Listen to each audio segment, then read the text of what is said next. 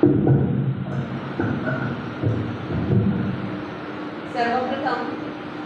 तेरकर सरांनी मला इथे बोलवले तुमच्या ज्येष्ठ नागरिक मंडळामध्ये आणि मला इथे बोलायची संधी दिली, माझे अनुभव मांडायची संधी दिली, याबद्दल मी त्यांचे धन्यवाद मानते. कारण हा जो अनुभव शेअर करायची संधी असते ही सगळ्यांना मिळत नाही. दृष्टिकोन तुला जागृत ठेवावा लागेल की मला याच्याकडून काय घेता येईल, तरच तुला त्याचा फायदा होईल. नाहीतर अशा अनेक संध्या येतात आणि अनेक संध्या जातात. कधी कधी आपल्याला लक्षातही येत नाही, आपण त्याचा उपयोगही करून घेत नाही. पण कदाचित जर आपण ती दृष्टिकोन जागी ठेवली, दृष्टिकोन जागा ठेवला की मला मरेपर्यंत शिकायचं आहे, तर आयुष्य कदाचित आपण एन्जॉय करू शकतो.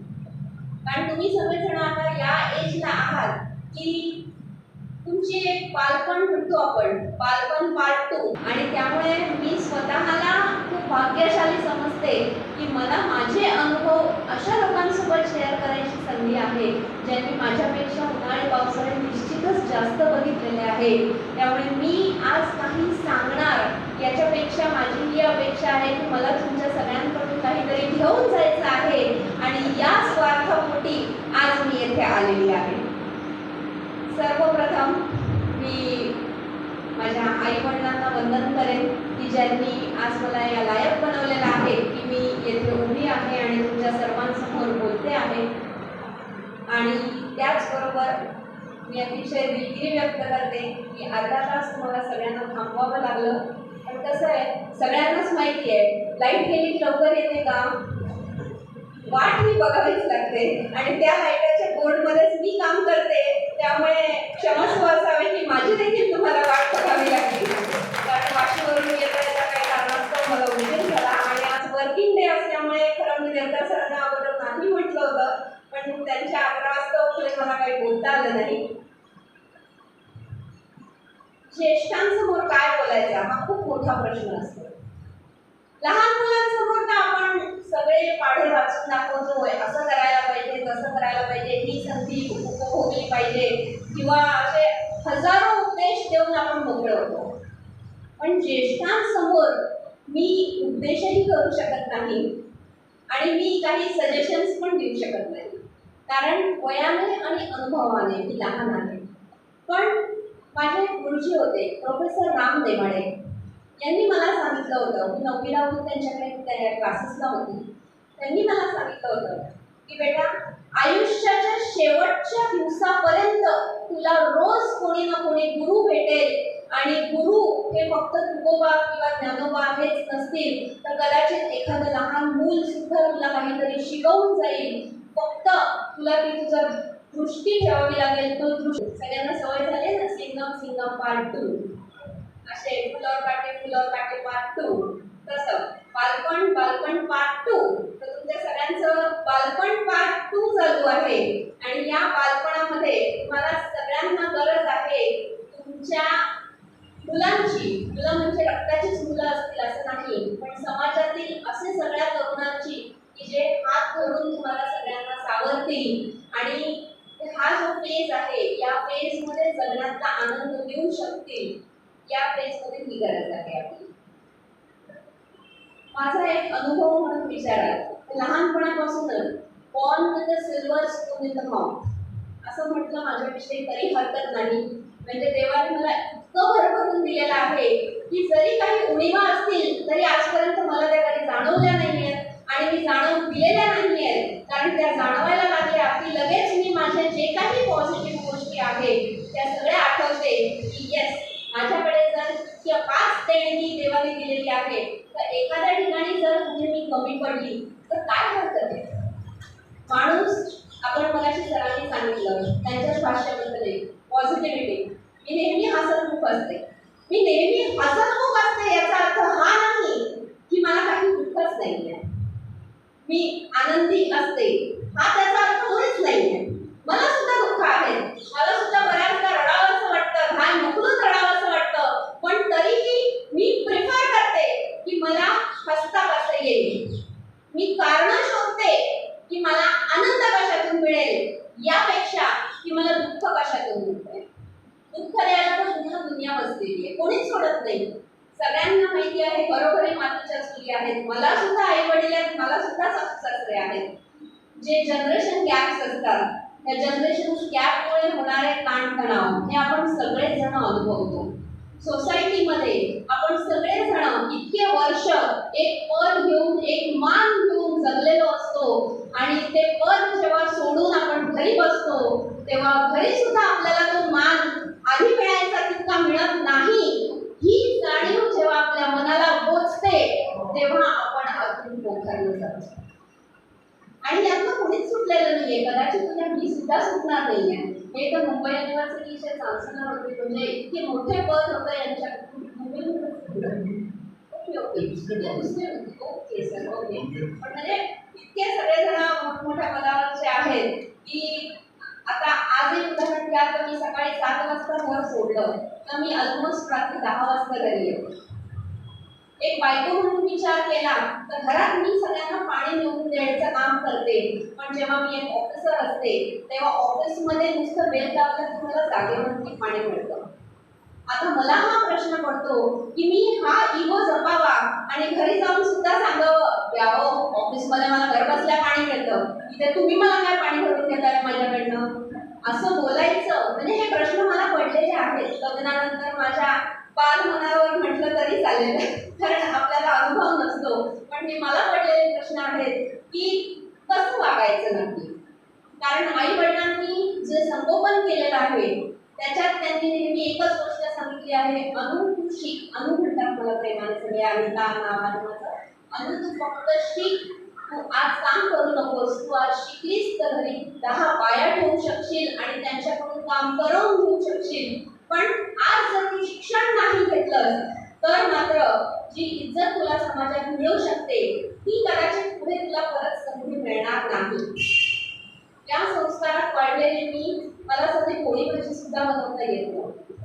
आईने कधी टेबल खुर्चीवरून मला उठू देखील दिलं नाही. ती सांगायची मी तुला काय हवं ते इथे आणून देते, तू फक्त अभ्यास करायचा. त्यांनी ती सगळी साधनं पुरवली. त्यांची परिस्थिती फारशी चांगली नव्हती, म्हणजे खूप काही चांगला पगार होता वगैरे अशातला भाग नव्हता. पप्पा प्रायव्हेट कंपनीमध्ये होते. प्रायव्हेट कंपनीमध्ये तुम्हाला माहिती असेल की सॅटर्डेला किंवा संडेला काम केलं की डबल बेसिकच्या डबल मिळायचं. ते बेसिकचं डबल मिळतं म्हणून ते शनिवार रविवार सुद्धा काम करायचे, कारण मला जे शिक्षणाचा दर्जा त्यांना द्यायचा होता तो त्यांना कमी करायचा नव्हता कुठे. म्हणून मी ते बघत होती, मला समजत होतं, त्याप्रमाणे मी अभ्यासही घेत गेली. त्यांनी मला कुठेही ती उणीव भासू दिली नाही किंवा जाणीव मला झाली नाही की आम्ही कुठे कमी पडतो आहे तुझ्यासाठी. त्याच हिशोबाने 10वीतही पहिली होती, 12वीत पहिली होती, त्याच्यानंतर इंजिनिअरिंगला नंबर लागला. वडिलांनी सांगितलं बीकॉमला टाक. आईने सांगितलं माझी मुलगी हुशार आहे, ती इंजिनियरच बनणार आणि तिच्या सिद्धीनंतर माझी इंजिनिअरिंगला ऍडमिशन झाली. ती सुद्धा एका टॉपमोस्ट कॉलेजमध्ये की आज जे सगळ्या इंजिनियर्सचं एक फक्त स्वप्न असतं, BJTI हे नाव IITच्या तोडीस तोड आहे आणि त्या स्वप्नवर कॉलेजमध्ये मला ऍडमिशन मिळाली. तेव्हा हिंमत काहीच नव्हती, हो नाही म्हणायचं, जिथे आई वडील सांगतायत तिथे जायचं. अजूनही मी त्या पिढीतली आहे, पण माझी पुढची पिढी तशी नाही. कारण पुढची पिढी आता आरेला कार्य करणारी आलेली आहे, असो त्याबद्दल नंतर बोलू. पण तिथे इंजिनिअरिंगला ऍडमिशन घेतल्यानंतरही 4 वर्ष भरपूर खस्ता खाल्ल्या, कारण डोंबिवली आणि दादर दोन्ही स्टेशन कसे आहेत हे आपल्या सर्वांना ज्ञान असेल. त्याच्यामध्ये इंजिनिअरिंग ड्रॉइंगचं सामान घ्यायचं आणि सगळ्या सामानासह प्रवास करायचा, ती स्केल पण तुटली नाही पाहिजे, कारण तुटली की धरून ओरडा बसला. अशा ह्याच्यात 4 वर्ष काढली. रिझल्टचा दिवस उगवला. रिझल्टच्या दिवशी ज्या दिवशी कॉलेजमधून युनिव्हर्सिटीतून फोन आला, तुम्ही पहिले आलेले आहेत, गोल्ड मेडल मिळालेलं आहे, त्या दिवशी तुम्हाला स्वतःला सांगायची काही गरज नाहीये की सगळ्यांच्या डोळ्यातून आनंदाश्रू कसे वाहिलेले असतील आणि इतक्या वर्षांचं जे चीज झालेलं दिसलं, जे समाधान झालेलं दिसलं आईच्या चेहऱ्यावरती आणि वडिलांच्या चेहऱ्यावरती देखील, ते मी आजही विसरू शकत नाही. आणि त्यानंतर लगेच मला कॅम्पस थ्रू 3rd इयरला जॉब लागलेला होता. BJTIला ऑलरेडी कॅम्पसचे भरपूर संध्या असतात. त्याच्यात मला वडिलांनी सांगितलं होतं तुला अब्रॉड जायची संधी मिळाली तरी जायचं नाही, कारण मी फर्स्ट असल्यामुळे मला कुठल्याही कंपनीत संधी मिळाली असली. 2 ठिकाणी जॉब माझं सिलेक्शन झालं. सिमेन्समध्ये झालं आणि एबीबी म्हणून आहे एस्टर कंपनी, त्याच्यातही झालं. एबीबी ही मुळात जर्मनची कंपनी आहे, परंतु वडिलांनी सांगितलं सरकारी नोकरीच करायची आणि ते सुद्धा आपल्या महाराष्ट्रात राहूनच करायची, असा जॉब निवडला.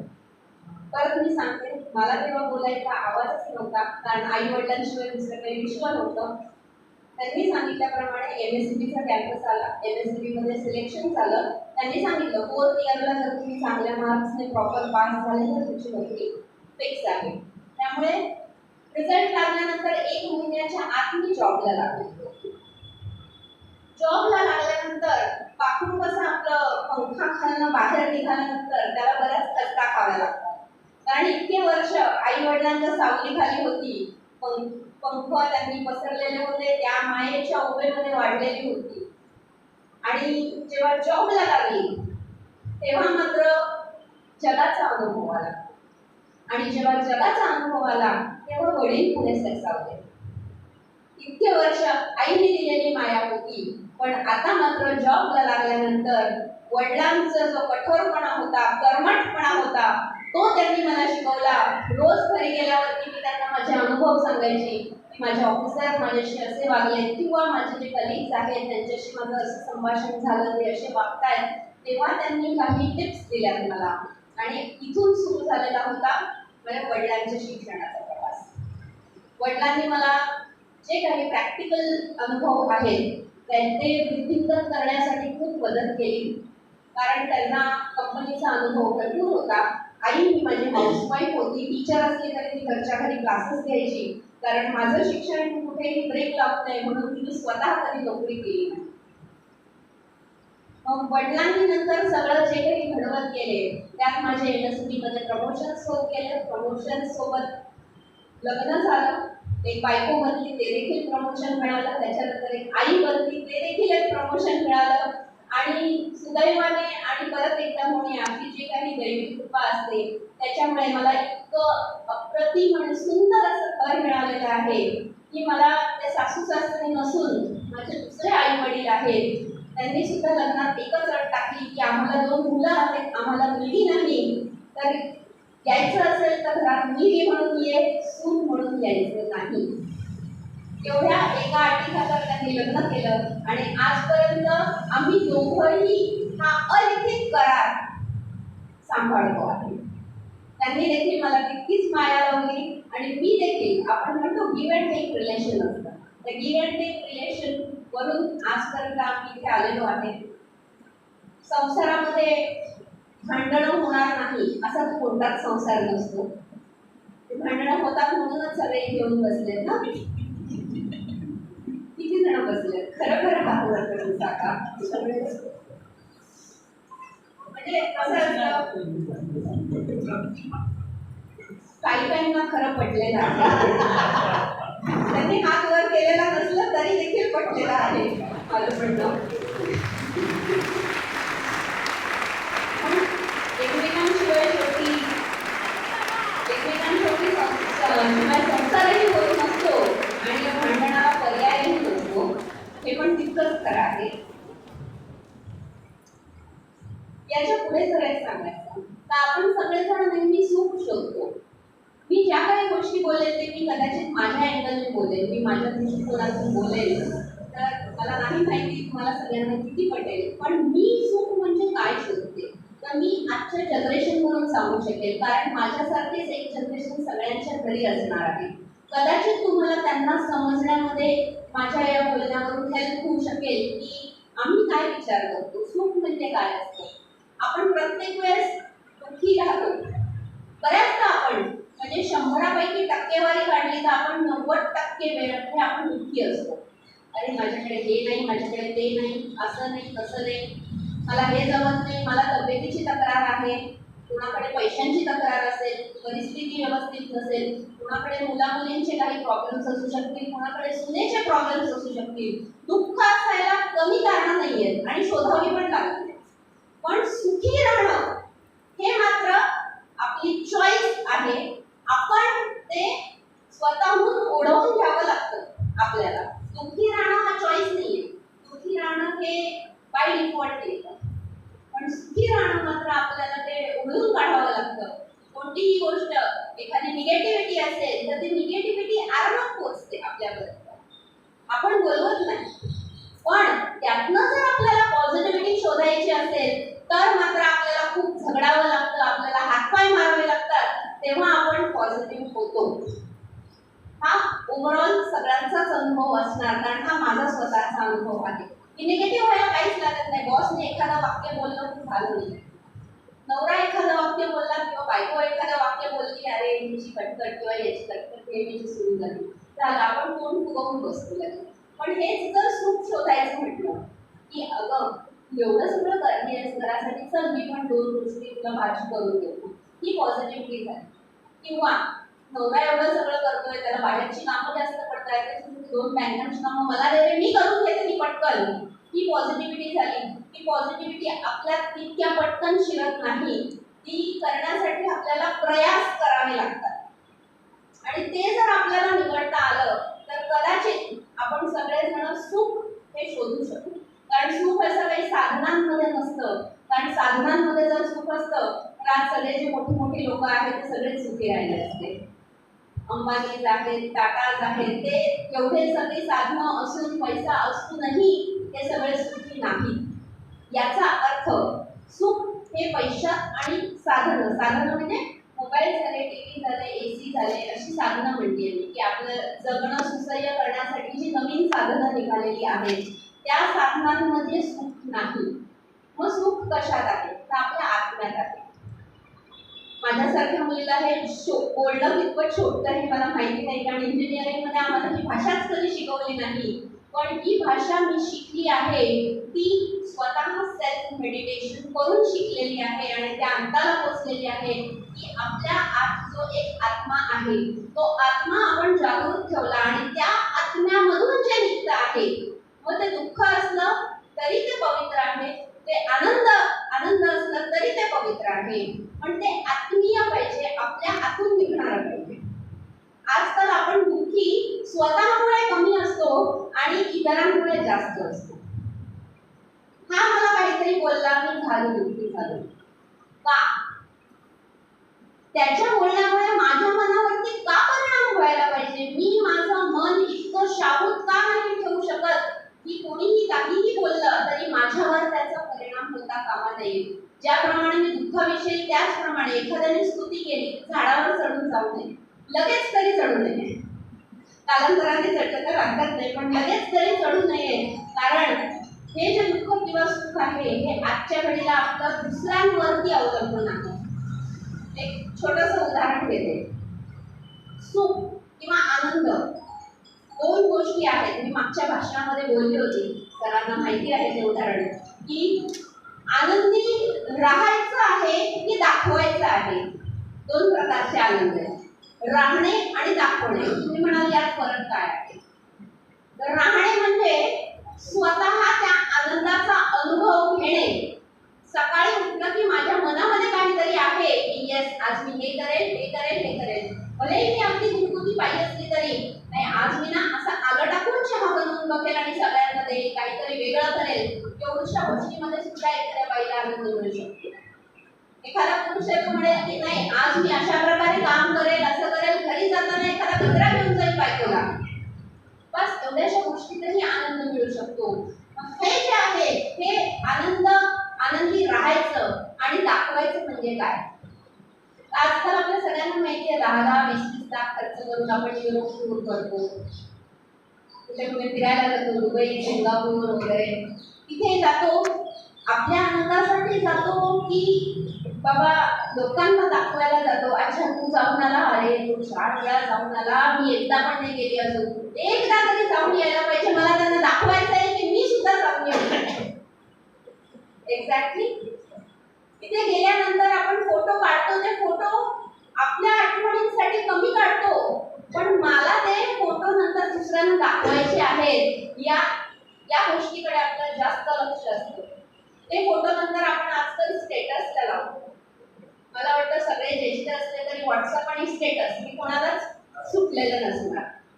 मग ते फोटो आपण तिथूनच लगेच त्याच वेळेला स्टेटसवरती लावतो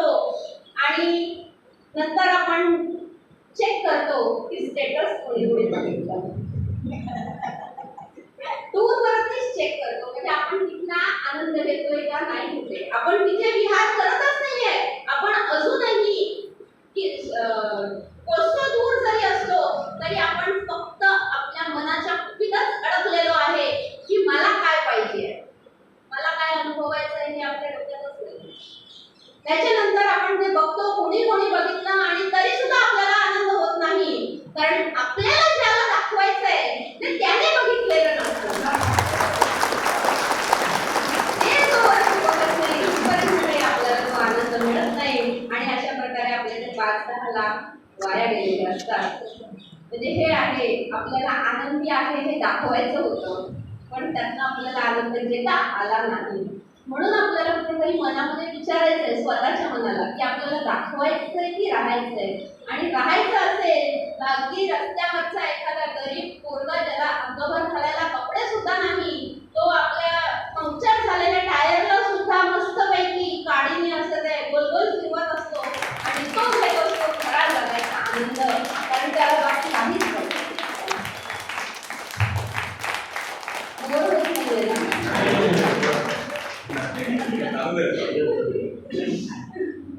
नाही, कारण मी सुरुवातीला सांगितलं माझी फ्रिक्वेन्सी आणि मी किती मॅच होईल मला माहिती नाही, त्यामुळे मी ओके धन्यवाद. विचार पटले पाहिजेत माझं तेच म्हणणं होतं. आणि ती फ्रिक्वेन्सी मी जुळवायचा थोडाफार प्रयत्न करते आहे. आणि आज ती गरज आहे की आपण जरीही शिक्षण घेत असलो, शिक्षणाच्या डिग्र्या वाढलेल्या असल्या, शिक्षणाचे प्रकार कितीतरी वाढलेले आहेत. आपल्या वेळेस इंजिनिअरिंग म्हटलं तरी गिनेचुने 4 ते 5 इंजिनिअरिंग होते. आज 50 पेक्षा जास्त इंजिनिअरिंग निघालेलं आहे. पण ते शिक्षण घेतो पण संस्कार शून्य शिक्षण हे काहीही कामाचं नसतं. आज आपण बऱ्याच घरांमध्ये बघतो मुलगा किंवा मुलगी डिग्र्यांचे पूर्ण सर्टिफिकेट ती भिंत भरलेली असते, पण आजही त्यांचे आईवडील वृद्धाश्रमात असतात. काय फायदा त्या डिग्र्यांचा की ती फक्त एक संस्कृती किंवा एक शिक्षण देऊ शकलं नाही की बाबा रे तुझे जन्मदाते आई बाप तुझे पहिले गुरु होते त्यांच्यामुळे तुझी ही भिंत भरलेली आहे आणि आज तूच त्यांना कॅन्सर झाल्याप्रमाणे कापून फेकून दिले. काय फायदा त्याची? का वाढले? आधी वृद्धाश्रम आपल्याकडे किती होते? एखाद दुसरे असते किंवा ते सुद्धा कशासाठी असते की त्यांचा सांभाळ करणारं कोणी नव्हतं, म्हणून कुठल्या तरी सामाजिक कार्यकर्त्यांनी अशी संस्था काढली की ज्यांच्या मुलं नसतील किंवा त्यांचा सांभाळ करणारा कोणी नसेल तर अशांसाठी म्हणून त्या संस्था निघाल्या आणि आज ती फॅशन झाली. मला ऐकून आश्चर्य वाटलं होतं. मी एका वृद्धाश्रमात गेली होती, पण मला ऐकून आश्चर्य वाटलं की काही लोक 15 दिवसांसाठी सुद्धा बुकिंग घेतात. त्यांना जेव्हा फिरायला जायचं असतं नवरा बायकोला, तेव्हा ते 15 दिवस आई वडिलांना वृद्धाश्रमात ठेवतात. 15 दिवसाचे फिरून आल्यानंतर परत घरी घेऊन जातात.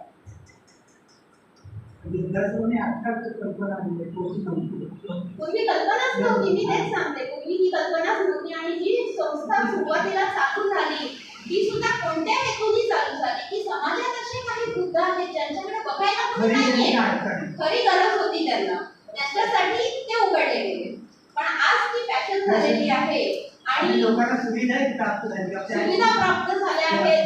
आणि माझ्यासारखे लोक अतिशय भूषण मानतात की आम्ही गेलो आणि तिथे 1 लाख रुपये देणगी देऊन आलो, या गोष्टीमध्ये माझ्या जनरेशनला अतिशय भूषण वाटतं. विचार करण्यासारखी गोष्ट आहे की माझा समाज आज कुठे चालतोय. चालवणाऱ्यासाठी तर निश्चितच बिझनेस आहे. आणि माझ्यासाठी मी देणगी का वाढवते आहे, कारण माझ्या मनात कुठेतरी सल आहे. माझं मन कुठेतरी मला खातंय की मी हे करते ते चुकीचं करते आहे किंवा करतो आहे. आणि म्हणून त्याचा प्रायश्चित्त म्हणून मी कुठेतरी काय करते तर आई वडिलांचा सांभाळ नाही करत, नाही तर वृद्धाश्रमाला डोनेशन देते. स्वतःच्या समाधानासाठी. आई वडिलांचं नाही, आई वडिलांचं याच्यामध्ये काही रोलच नाही. आई वडील म्हणजे कष्ट केले त्याला काही किंमत नाही. काका सगळं मनातलं खरं बोलतायत. मगाशी त्या बायकोचं वाक्य पण त्यांना पटलं होतं.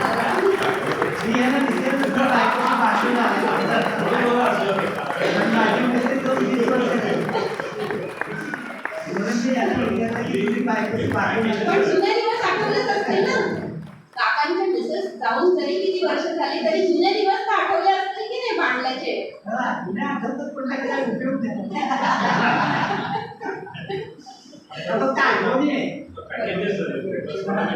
पॅकेजेस आहेत. वृद्धाश्रमामध्ये पॅकेजेस अवेलेबल आहेत. एसी रूम पाहिजे, डबल शेअरिंग, सिंगल शेअरिंग, असे वृद्ध 8 दिवसासाठी, महिन्यासाठी ते पॅकेजेस अवेलेबल आहेत. म्हणजे तो बिझनेसच आहे हे कुठेतरी आणि आपली सुविधा आहे.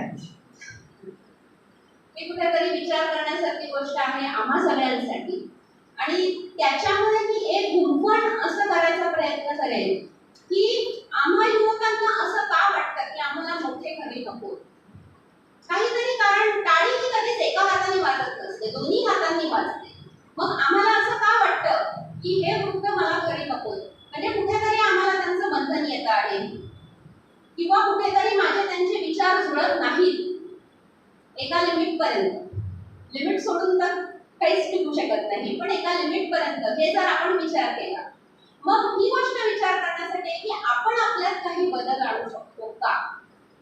जर मी तरुणांना जर मी हे सांगेल की तुम्ही तुमच्यात बदल आणा, तर मी तुम्हा सगळ्यांना सुद्धा ही विनंती करेल की आपणही आपल्यात कुठे काही बदल आणू शकतो का. प्रत्येक वेळेस आपलं वाक्य हेच झालं पाहिजे का सुरू, मी जेव्हा हे होतो ना तेव्हा मी असं केलं. नेहमी आपण हेच वाक्य बोलतो. आठवून बघा, मी अजून माझ्या इंजिनिअरिंग मध्ये मुलगा आहे माझा, फर्स्ट इयरला IIT ला, पण मी माझ्या मुलाला हेच सांगते, मी तुझ्या एवढी होती ना तेव्हा मी माझ्या आईला उलटून उत्तर देत नव्हती. तो पण उलटून देत नाही, पण चिडला की यंग ब्लड आहे आजकाल बोललं जातं. त्यामुळे मग हा मीपणा कुठेतरी आपण थोडासा कमी करायला पाहिजे. आपल्याला सगळ्यांना माहिती आहे आपले चार पुरुषार्थ असतात, धर्म, कर्म, अर्थ, मोक्ष. अर्थ तर आपण मुलांना देतो. यापैकी इथे बसलेल्यांपैकी किती जण असे आहेत ज्यांनी काहीच प्रॉपर्टी ठेवलेली नाहीये मुलासाठी. तुम्ही काहीच नाही ठेवले, काहीच नाहीये की ठेवली नाहीये.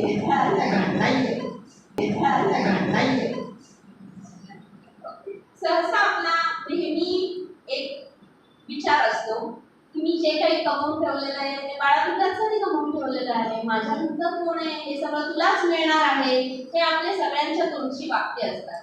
कोणाचे लाखोंचे बंगले असतील, कोणाचे कदाचित फक्त 5,000 बँक बॅलन्स असेल. विषय हा नाहीये की संपत्ती किती आहे, विषय हा आहे की आज आपण आपल्या मुलांसाठी सगळं करतो, एक दिवस जर त्यांनी आपल्याला हाकलून लावलं तर काय फायदा त्या प्रॉपर्टीचा. आपण त्याला करोडोंची प्रॉपर्टी दिली तरी तो एक महिन्यात ती उधळू शकतो, पण त्याच बदल्यात जर आपण त्याच्यासमोर एक आदर्श ठेवू शकलो, त्याच्यात ती धमक निर्माण करू शकलो की तू स्वतःची प्रॉपर्टी कशी निर्माण करू शकशील, तर हे जास्त फायद्याचं नाही का. प्रॉपर्टी असणे सध्या गुन्हा ते प्रॉपर्टी देण्यापेक्षा आपण जर त्यांना त्या व्हॅल्यूज देऊ शकलो, तो आदर्श ठेवू शकलो की तू कमवू कसा शकतोस, तर माझ्या मते हे जास्त बेटर आहे. आपली प्रॉपर्टी आपण जिवंत आहे तिथपर्यंत त्याचा मनमुराद आस्वाद घ्या. ती आपल्या सोबतही जाणार नाहीये आणि ती मागे राहिली तरी आपल्यासाठी आपण काहीच देऊ शकणार नाही. आपण जेव्हा शेवटचं पत्र तयार करतो, विल तयार करतो, विल मध्ये सगळ्यांच्या नावे सगळं लिहू शकतो, पण स्वतःच्या नावावर मात्र आपण कधीच काहीच ठेवू शकत नाही. कारण हे कठोर सत्य आहे की आपण रिकामे चालू होतो आणि रिकामेच जाणार. मग चांगल्या कामाला देणं मी घेणं हे कधीच चांगलीच गोष्ट आहे. आधी बऱ्याच म्हणजे मुलींमध्ये सुद्धा ते तुम्ही करू शकता. माझं म्हणणं आहे पुढच्या पिढीला देऊ नका. पुढच्या पिढीला दिलं की तुमची पिढी आहे ती विचार करायला लागते, ती त्या दृष्टीने विचार करते की याच्यानंतर ही यांची सगळी प्रॉपर्टी मलाच मिळणार आहे, मी तेवढेच कष्ट घेईन की जितके मला गरजेचे आहेत. आणि मग त्याच्यानंतर आपणच त्यांना नावं ठेवतो की तुझा माझ्या प्रॉपर्टीवरती डोळा आहे. लहानपणापासून आपणच त्याला त्या शिकवत येतो की अरे बाबा रे हे कोणाचं आहे, सगळं तुझंच आहे, बोलतो ना आपण बोलतो. आणि मग एक दिवशी तो जेव्हा हेच ऐकून दाखवतो आपल्याला की हे तर सगळं माझंच आहे ना, तुझं काय काम आहे, त्या दिवशी मात्र आपल्याला पस्तावा होतो की आपण हे असं का वाढवण्यात चूक कोणी केली, तर वाढवण्यात चूक आपण केली आहे.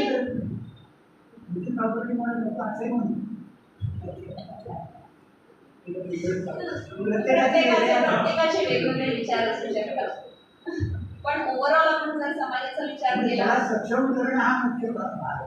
माझं तेच म्हणणं आहे, एक आदर्श त्यांच्या समोर ठेवूया आपण. अजूनही तुम्ही ठेवू शकतात, कारण तुमची मुलं जरी मोठी झालेली असतात तरी त्यांचे मुलं म्हणजे तुमची नातवंड घडवणं हे सगळं तुमच्या हातात आहे. कारण आजकाल त्या आईवडिलांकडे तो वेळ नाहीये की ते त्या पिढीला घडवू शकतील. सगळे वर्किंग आहेत, वर्किंग मॉम्स, वर्किंग फादर्स, सगळे वर्किंग आहेत. मग मुलांना घडवायचं कोणी? तर तुमच्या पिढीकडे ते काम आहे की तुम्ही मुलांना कसं घडवू शकता. आणि तुम्हाला ते घडवताना बघून कदाचित आमच्यामध्येही तो बदल येणार आहे, कारण आम्ही जेव्हा तुमच्या वयाचे होऊ तेव्हा आमच्यावरही तीच जबाबदारी येणार आहे. हे फक्त मोकळी जाणवते. त्या गेल्या आणि पहिल्यांदा जाणीव झाली की घरातली मी मोठी सुनबाई आहे. कारण त्या असेपर्यंत फक्त लेकीसारखंच वाढवलं, अगदी पान खाण्याच्या हट्टापासून सगळ्या हट्ट पुरवलेत नाही. लहान मुलीसारखीच वागायची. त्या गेल्या आणि मला माझ्या पोक्तपणाची जाणीव झाली की जेव्हा बाकीचे नातेवाईक मला प्रत्येक गोष्टीत फोन करायला लागले की अरे तुम्ही घरातल्या मोठ्या आहेत म्हटल्यावर फोन पहिले तुम्हालाच करणार, या फंक्शनला येणं पहिले तुमचं कर्तव्य आहे, कारण तुम्ही मोठे आहात, ज्येष्ठ आहात घरामध्ये. तेव्हा ती जाणीव झाली आणि त्यानंतर हळूहळू कदाचित मी 40 ओलांडली असेल म्हणून माहिती नाही, पण माझेही विचार त्या दृष्टीने बदलायला लागले किंवा मी विचार करायला लागली. आणि आज हे सगळं जे तुमच्या समोर मांडते आहे ते त्या विचारानंतर मांडते आहे. आपण आपल्या मुलांना घडवतो. आज कसं घडवतो? साधं त्यांना मातीत खेळायला तरी पाठवतो का हो? आई वडील म्हणतात कपडे घाण होतील, हातपाय मातीने भरतील, बाहेर जायचं नाही, घरातल्या घरात बस आणि खेळ. अशा कितीतरी आजच्या माझ्या बिल्डिंग मध्ये आहेत की मी त्यांना सांगते अहो आपल्या सोसायटीमध्ये खाली गार्डन आहे, सोसायटीच्या आत गार्डन आहे, तर मी त्याला खाली का नाही पाठवत? तर त्याचं म्हणणं अहो तो मुलगा फोडून येतो. अहो आता तोच मुलगा फोडेल ना, त्याचंच वय आहे, आपलं तर नाही आहे. फोडू दे ना त्याला मुलगे. आपण फोडले नव्हते का? आपण लहानपणी मातीमध्ये मैदानामध्ये खेळलो नव्हतो का? म्हणजे त्या पिढीला घरात बसवणारं कोण आहे? घरात. त्यांना एवढंच सुद्धा खर्चटू देऊ शकत नाही आपण. आणि हेच एकेकाळी शिवाजींनी संभाजीराजांना कसं वडवलेलं होतं हे गरज आहे त्या जिजाऊंची ज्यांनी त्या शिवाजींना घडवलं, आणि गरज आहे त्या शिवाजींची ज्यांना त्या संभाजीराजांना घडवलं. सगळे युद्ध शिवाजी जिंकायचे. मिर्झा राजांसोबतचे एक युद्ध ते हरले होते, तेव्हा सगळे किल्ले त्यांना मिर्झा राजांना परत करावे लागले होते. तेव्हाची एक छोटीशी घटना आहे, कदाचित सगळ्यांना माहिती सुद्धा असेल. ते किल्ले परत करण्यासाठी म्हणून शिवाजी राजांना जेव्हा औरंगजेबांना भेटायला आग्र्याला जावं लागलं, तेव्हा त्यांनी सोबत संभाजीराजांना सांगितलं. आपलं असतं तर आपण साधं मैदानात जाऊ देत नाही मुलाला, जिथे आपण डिफीट बघितले म्हणजे आपण पराभव बघितलेला आहे, त्या पराभवाच्या ठिकाणी औरंगजेबाच्या किल्ल्यात जाण्याचं धाडस शिवाजीराजांनी संभाजीराजांना सोबत नेऊन केलं. तिथे जाताना त्यांनी काय सांगितलं असेल का संभाजीराजांना? ते सांगितलं असेल की बाबा रे माझे शेवटचे क्षण असू शकतात, माझ्यासोबत काही बरं वाईट झालं तरी आपलं स्विस बँकेचा अकाउंट नंबर आहे, असे आहे, हे आहे, असं काही सांगितलं असेल का? कदाचित त्यांनी हे सांगितलं असेल की आजपर्यंत तू आमची विक्ट्री बघितलीस, आम्हाला यशस्वी होताना बघितलंस, आज आमचा पराभव देखील डोळ्यांनी बघ. ती सुद्धा ताकद तुझ्यात आली पाहिजे की पराभव कसा पचवावा. ते तिथे गेले. औरंगजेबाने संभाजीराजांना एक हत्ती भेट म्हणून दिली. तो हत्ती बघून मजा म्हणून दिलेर खान संभाजीराजांना बोलले की इतना बड़ा हाथी आप लेकर कैसे जाओगे? संभाजीराजांनी त्यांच्या डोळ्यात डोळे म्हणून कडक उत्तर दिलं, ये तो फिर भी हाथी है, उस पे बैठ के जाएंगे या उसको खींच के लेके जाएंगे? आप ये सोचो कि जो किले हमारे आबा ने आपको दिए हैं वो तो अभी भी महाराष्ट्र में है, आप आगरा कैसे लेके आओगे? म्हणजे ही धमक जी होती, ही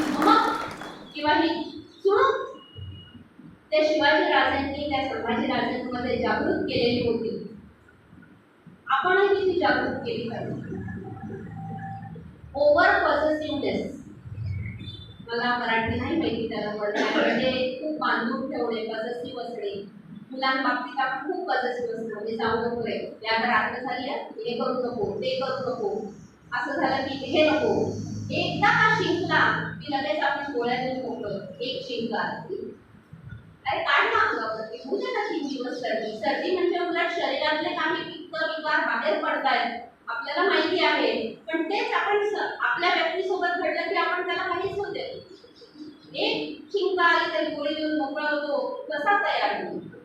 आपण त्याला प्रत्येक वेळेस स्वप्न फक्त चांगलं शिक्षण घे, चांगली नोकरी कर किंवा चांगला धंदा कर, करोडोनी कमव, मस्त बंगला विकत घे किंवा चांगला फ्लॅट विकत घे, अशीच स्वप्न आहेत. याच्यापेक्षा वेगळं काही स्वप्न आहे नाही. कुणी हे आपण शिकवलंय, कुणी म्हणण्यापेक्षा त्याच्यात मी पण येते ना, म्हणजे मी आधीच प्रांजळपणे कबूल करते, कुणी मध्ये मी पण येते की आपण हे आपल्या मुलांना कधी शिकवलंय का की जर इथे इथे तुला जर फेलियर मिळालं, इथे जर तुझा पराभव झाला तर त्यातनं बाहेर निघण्याची उमेद कशी ठेवायची. आणि शिक्षण घेता येत नाही किंवा पूर्ण होत नाही म्हणून किती मुलं आत्महत्या करायची, कुणीच नाही करायचे. मास्तरांची छडी लागली की हातावरती आणि पाठीवरती वळ उमटलेले असायचे, पण तरीही दुसऱ्या दिवशी परत दप्तर टाकून आपण त्याच शाळेत त्याच गुरुजींसमोर जायचो आणि खाड खाड पाडे म्हणून दाखवायचो. का तर ते वळ उमटले होते आणि ती सहन करायची ताकद आपल्या आई वडिलांनी आपल्यात निर्माण केली होती.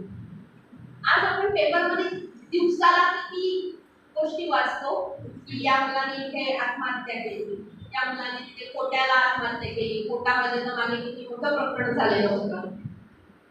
म्हणजे शिक्षणाच्या नावाखाली आपण त्यांच्यावरती इतकं प्रेशर टाकतोय आणि हे शिक्षण मात्र संस्कार शून्य आहे, कारण आपण त्यांचा संस्कार काहीच देत नाही.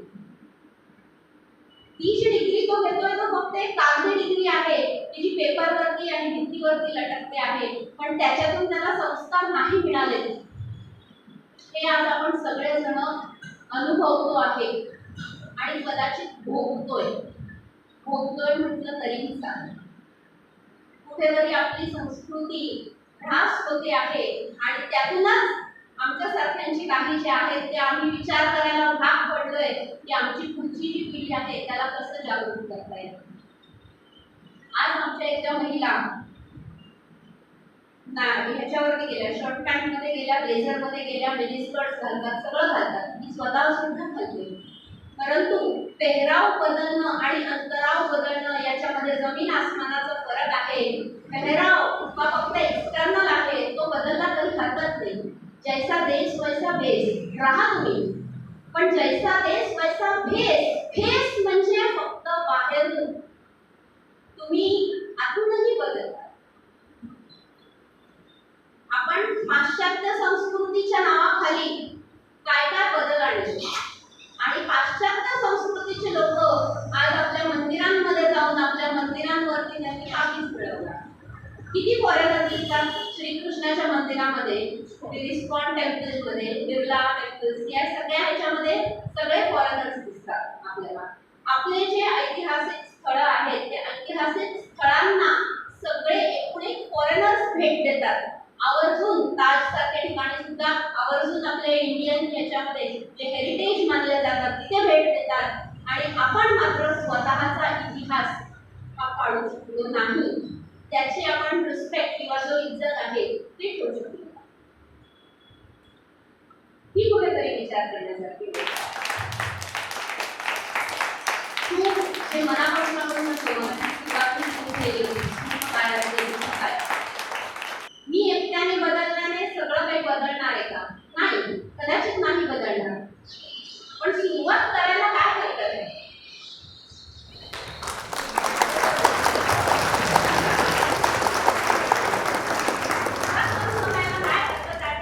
जेव्हा हे जे तुम्ही सगळेजण आहात ते भलेही जेव्हा घरामध्ये ट्यूबलाईटचा उजेड देतो तो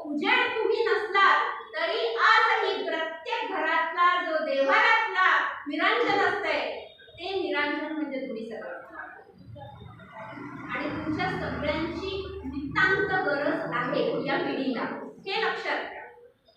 कुठेतरी तुम्ही लहानपणी सुद्धा कठोर होतात, आता सुद्धा कठोर व्हावं लागेल. कारण आम्हाला जरी समजत नसलं तुमचं महत्त्व काय आहे, तरी तुम्हाला स्वतःला हे समजलं पाहिजे. कारण तुम्हाला जी पुढची नातवंडांची पिढी घडवायची आहे ती परत एकदा तुमच्यासाठी घडवायची आहे. कारण निसर्ग हा कधीही नेहमी फिरून स्वतःच्या मूळ पदावरती येतो. निसर्ग कुठेच काहीच अनबॅलन्स होऊ देत नाही. जितकी दुष्ट प्रवृत्ती असते तितकेच चांगले लोकही असतात आणि म्हणून आज ही जग टिकते. त्यामुळे ते निरांजन होणं देव्हाऱ्यातलं हे खूप आवश्यक आहे. कठोर निर्णय घ्यावे लागले तरी चालतील, पण तुम्ही स्वतःला एक आयडेंटिटी म्हणून डेव्हलप करा. उलट तुमच्यातल्या बऱ्याच जणांमध्ये कॉन्फिडन्स गेलेला असतो. कॉन्फिडन्स का जातो?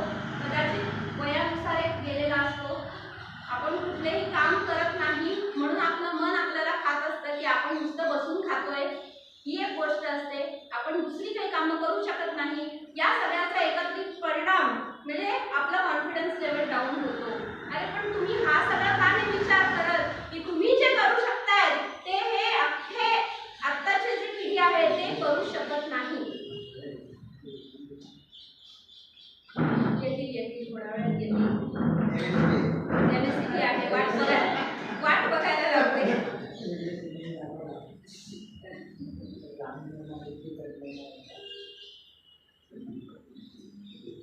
अगदी तुमच्या ह्याच्यातलं उदाहरण देते. भागवत सप्ताह ठेवतात, सगळ्यांना माहिती असेल, आणि भगवद्गीता वाचन असते, हे सुद्धा सगळ्यांना माहिती असेल. भागवत सप्ताहामध्ये किती गर्दी असते भरभरून,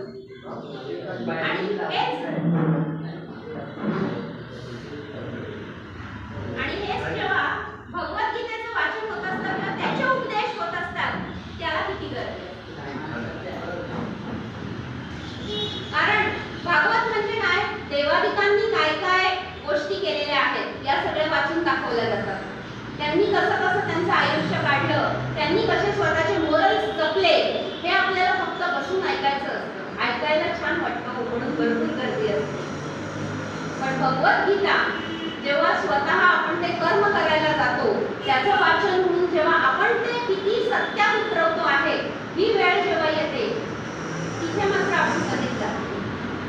कारण ते करणं खूप कठीण आहे हे आपल्याला माहिती आहे आणि आपण ती हिंमतही करतो. आजच्या घडीला मंदिरं वाढत चालली, मंदिराकडे जाणारे वाढत चाललेत. याचा अर्थ असा आहे का की सगळेजण श्रद्धेकडे सुटलेत? नाही. मंदिरातून बाहेर आल्यानंतर सगळ्यांची व्यसनं जेसे ते असतात. त्यांना ती व्यसनं इतकी लागलेली असतात, मानसिक व्यसनं म्हणजे काही सिगारेट किंवा दारू काय असं नाही म्हणत आहे. मानसिक रुग्ण किंवा मानसिक व्यसनं किंवा आपण जे वागतो ते कुठे ना कुठे देव आपल्या मनाला ते जाणीव करून देत असतं की हे तू चुकीचा वागलेला आहेस. आणि मग आपण कुठेतरी वाचतो, अरे गंगामध्ये डुबकी लावली की सगळी पापं दूर होतात. म्हणून आपण तिथे जातो सगळेजण. का आपली पापं धुवायची असतात. डुबकी गेली की नाही माहिती नाही मला, पण आपल्याला मानसिक समाधान मिळतं. झाले, माझी एक वारी झाली, माझे 4 धाम झाले, याचा अर्थ आता मी सुटलो. पण आपल्या केलेल्या कर्मामधून कुणीच सुटत नसतं. याच जन्मी मला माहिती भरपूर साऱ्या थिअरीज आहेत, त्या बऱ्याच प्रत्येकाचे विचार वेगळे असू शकतात. परंतु मला जे माझ्या वडिलांनी शिकवलेलं आहे की तू भलेही देवासमोर हात जोडून त्याची पूजा किंवा अर्चना नाही केलीस तरी चालेल, पण तुझे कर्म मात्र असे ठेव की तुझ्यामुळे कोणीही दुखावलं गेलं नाही पाहिजे. हेच तुझे कर्म तुला शेवटपर्यंत वाचवतील, हेच तुझे कर्म तुझ्या शेवटपर्यंत तुला साथ देतील. मग ते चांगले असो किंवा वाईट असो, ही एकच गोष्ट माझ्या वडिलांनी मला शिकवली. तर तुम्ही माझा अनुभव विचारला म्हणून मी सांगते. आमच्या आई होत्या, आईना जिवंतपणी त्यांनी का म्हणायच्या अख्खं ताकद त्यांच्या समोर ठेवायची. त्या असायच्या, भुसावळला असायच्या, पण त्यांना थोडासा पायाला इजा जरी झाली आणि त्यांनी मला फोन केला की मी कामावरून, इथे कल्याणला असायची, मी कामावरून विदाउट रिझर्वेशन सरळ कल्याणवरून कोणती गाडी आहे बघायची आणि बिना रिझर्वेशन मी जनरलच्या डब्यात बसून जायची. कारण तेव्हा ऐन वेळेवरती काही तत्काल काही बघायचं नाही आपण, आणि तेव्हा विंडो रिझर्वेशन्स होते, तेव्हा काही ॲप नव्हते आतासारखे. करत जायची. त्यांची कुठलीही इच्छा मी अपुरी कधीच ठेवली नाही, कारण त्यांनी मला मुलगी मानलेलं होतं. आज त्या गेल्या. त्या गेल्यानंतर मात्र मी एकच डिसिजन दिला घरी की श्राद्ध हा प्रकार माझ्याकडून जमणार नाही. जमणार यासाठी नाही कारण मी त्यांना जिवंतपणी इतकं भरभरून केलेलं आहे की माझ्या मनामध्ये कुठेही खंत नाही की मी त्यांना परत एकदा अमुक एका दिवशी बोलवून खाऊ घातलं पाहिजे. खाऊ घालण्याच्या बाबतीत त्या अशा पूर्ण बुडून जायच्या खाऊमध्ये, पण त्या कधीच म्हणजे त्यांनी कधीच असं हे केलं नाही की बाबा हे आणून दे ते आणून दे. ते मागायच्या आत सगळं हजर असायचं माझ्या सकट. नुसत्याच वस्तू किंवा साधना नाही, मगाशी मी जसं सांगितलं नुसताच पैसा नाही, तर मी माझा वेळ सुद्धा तितकाच दिलेला. अशी कर्मठ मी आहे, ते आहे ते स्पष्ट बोलणारी मी आहे. कोण काय विचार करता याची मला पर्वा नाही, पण माझ्या शब्दांनी किंवा माझ्या वागण्यांनी मी आजपर्यंत कुणाला दुखावलेलं नाही. आणि हेच तत्व सर्वांनी पाळावं असं मलाही वाटतं, कारण त्यात काही वाईट नाहीये. आपण समाजाची कुठेतरी देणं लागतो. देणाऱ्याने देत जावे, घेणाऱ्याने घेत जावे, ही कविता सगळ्यांनाच माहिती आहे. आपण त्याचा हात घ्यायचा आहे म्हणजे काय करायचंय, तोडून हात नाही घ्यायचे. तर ते जे संस्कृती आपल्याला देत आहे, ती संस्कृती आपल्याला, तो वारसा आपल्याला पुढे चालवायचा आहे आणि ती पुढे चालवायची जबाबदारी त्यांनी आपल्यावरती दिलेली आहे देवाने, ती पुढे चालवू. इतकं एक जीवनाचं तत्व, सोपंसं तत्व माझं आहे. माझ्याकडे आजही ऑफिसला आल्यावरती कुणीही माझ्या केबिनच्या बाहेर बसलेलं असतं तर 5 मिनिटापेक्षा जास्त वेटिंग नसतं. 5 मिनिटाच्या आत बोलवलेलं असतं आणि त्यांचं काम काय आहे ते सांगा, ते कसं करायचं ते मी करतो. आकडे टाकायचे सोडून. आकड्यांना माझे बिलकुल विरोध आहे. बाकीचे तुम्ही ऑफिशियल काहीही काम सांगा, ते कसं टायमामध्ये सगळ्यांकडून करून घ्यायचं हे मी नेहमी पाळते. आलेल्याला आजही मी तो ग्राहक असला तरी आलेल्याला पहिलं वाक्य माझं असतं, पाणी घेणार का? त्या केबिनमध्ये ऑफिसर मी असते, तो ग्राहक असतो, पण मला शिकवलेलं आहे की ग्राहक हा माझा देवता आहे. महात्मा गांधीजींचं हे वाक्य होतं. ग्राहक देवता आहे, तो आहे म्हणून आज मी पगार घेते आहे, म्हणून मी आज तिथे बसून आहे. म्हणून पहिलं वाक्य नेहमी असतं की तुम्ही पाणी घेणार. हे संस्कार जर आपण पुढच्या पिढीला देऊ शकतो तर कदाचित कुठेतरी आपल्याला हे जे ऱ्हास होताना दिसते आहे आपली संस्कृती, आपल्याला सगळ्यांना माहिती आहे ते होतं आहे, ते जमणार, ते होणार नाही. एक सोपा प्रश्न, पहाड़ पे चढ़ने के लिए क्या जरूरी है? एखाद्या माउंटेनवर चढायचं आहे तर काय काय आवश्यक आहे? विल पॉवर, हौसला, दिशा, जिद्द, अजून हा लेडीज कडनं काहीच उत्तर येत नाही. आमच्या लेडीज मोर झाल्या. लक्ष म्हणजे तेच तिथे पोहोचण्यापर्यंतची जिद्द. आपण किती विचार केला एका प्रश्नाचा, पण सगळ्यात सोपं उत्तर काय आहे सांगू? पहाड़ पे चढ़ने के लिए सबसे जरूरी है पहाड़. त्यातनं सांगायचं एक आहे की आपल्या समोर गोष्ट खूप सोपी असते. कदाचित एखादं संकट येतं आपल्यावरती, ते संकटही फार काही मोठं नसतं. प्रत्येक वेळेस संकट मोठं असेलच असं नाही, पण आपल्याला सवय पडलेली आहे, आपण इतका विचार करतो त्या गोष्टीचा की प्रत्येक वेळेस तो पहाड असेल, संकटाचा डोंगर म्हणतो, तो डोंगर पोखरून जायला बघतो, पण आपण एखाद्या वेळेस असा विचार करत नाही की डोंगराला राहू दे, तिथे आपण असं साईडनं वळसा मारून निघून जाऊया. इतका साधा सोपा विचार आपण करू शकत नाही आणि म्हणून आपण नेहमी दुःख, मी परत त्याच विषयावर येतं, कारण आपण तिथे सगळेजण जमलोच त्यासाठी आहे. आज आपण जमण्याचा हेतू बऱ्याचदा हा असतो की मला माझं दुःख वाटायचं आहे. किती जण हा विचार करतात की मला माझा आनंद शेअर करायचा आहे. सगळेजण एकत्र मित्रमैत्रिणी, तुम्ही सुद्धा मित्रमैत्रिणीच आहात, म्हणजे तो शब्द काही फक्त तरुणांचा नाहीये, तुमच्यासाठी सुद्धा तो लागू आहे. मित्रमैत्रिणी आपण भेटायचा का विचार करतो? अरे डोक्याला ताप झाला, एकदाच आपण भेटलो की कसं शेअर केलं की मस्त हलकं वाटतं. याच्यासाठी आपण सगळे एकमेकांना भेटतो. यासाठी नाही भेटत की मला आनंद माझा शेअर करायचा आहे. हे खूप कमी झालेलं आहे. ते छोटंसं उदाहरण होतं पहाडचं, की उत्तर खूप सोपं असतं, कधी कधी मिश्किलपणा असतो त्याच्यामध्ये, पण आपण ते मिश्किलपणे घेतच नाही. कारण आपल्याला प्रत्येक वेळेस निगेटिव्ह विचार करायची सवय पडून गेलेली आहे. आणि म्हणून तो एवढासा असला तरी आपण त्याचा एवढा मोठा भाऊ करतो.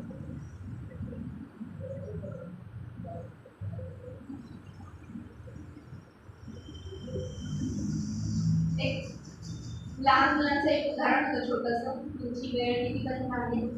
संपली ना? ओके. नाही काय मी उदाहरण सांगते आणि मग समजते. कारण बोलायला तर भरपूर असतं, पण वेळेचा काहीच उशीर केलेला आहे त्यामुळे मी काहीच करू शकत नाही. आपण जे शिकवतो आणि म्हणजे मिश्किलपणाचं उदाहरण, एक उदाहरण म्हणजे मेहमूद सगळ्यांनाच माहीत असतील. मेहमूद जे फिल्ममध्ये होते, एका फिल्ममध्ये मेहमूद वरती तो पिस्तूल ताणतो आणि विचारतो की बोल तेरी आखरी ख्वाहिश क्या है. एवढं मोठं संकट येते, फिल्ममध्ये असलं तरी संकट आहे ना, ते संकट आलंय. मेहमूद म्हणतो मुझे वो पिस्तूल दे.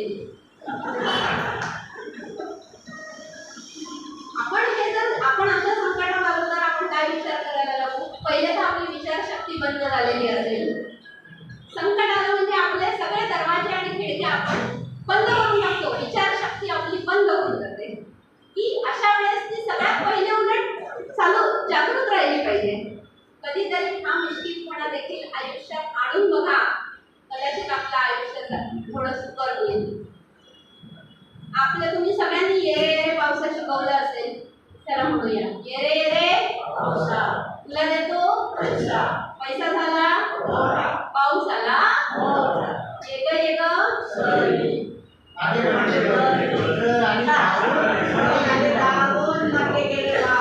बघा. म्हणजे आता मी तुम्हाला सगळ्यांना अजूनही ती कविता लक्षात आहे. मी विसरले पण तुम्ही सगळे नाही विसरले. आणि ये रे पावसा, बरोबर, ये रे पावसा म्हणजे पाऊस आला पाहिजे. आता हेच आपली मुलं जेव्हा कॉन्व्हेंटला जातात, rain go away, little Johnny wants to play.